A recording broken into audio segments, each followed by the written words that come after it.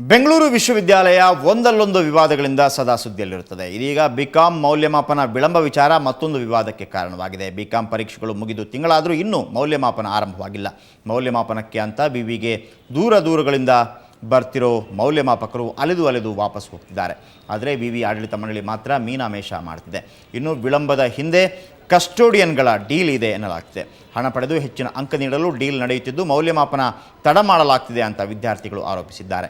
ಈ ಮಧ್ಯೆ ಫಲಿತಾಂಶ ತಡವಾದ್ದರಿಂದ ಡಿಸೆಂಬರ್ 17ರಿಂದ ಶುರುವಾಗಬೇಕಿದ್ದ ಸೆಮಿಸ್ಟರ್ಗಳು ಜನವರಿಗೆ ಮುಂದೂಡಲ್ಪಟ್ಟಿವೆ.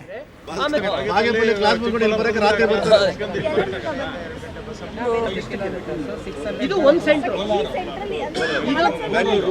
ಇನ್ನೊಂದು ಸಿಟಿ ಕಾಲೇಜಿಗೆ ಅಫೆಕ್ಟ್ ಆಗಿದೆ. ಸೋಮಶೇಖರ್ ಅವರು ಹಣಕ್ಕೋಸ್ಕರ ಎಲ್ಲರನ್ನೂ ಪಾಸ್ ಮಾಡ್ತಿದ್ದಾರೆ. ಬಟ್ ಬಡವರು ಸಹ ಇದ್ದಾರೆ. ಅದರಲ್ಲಿ ತುಂಬ ಜನ ಕಾಸು ಕೊಡ್ತೀರಾ ಪಾಸ್ ಆಗೋದು ತುಂಬ ಜನ ಇದ್ದಾರೆ.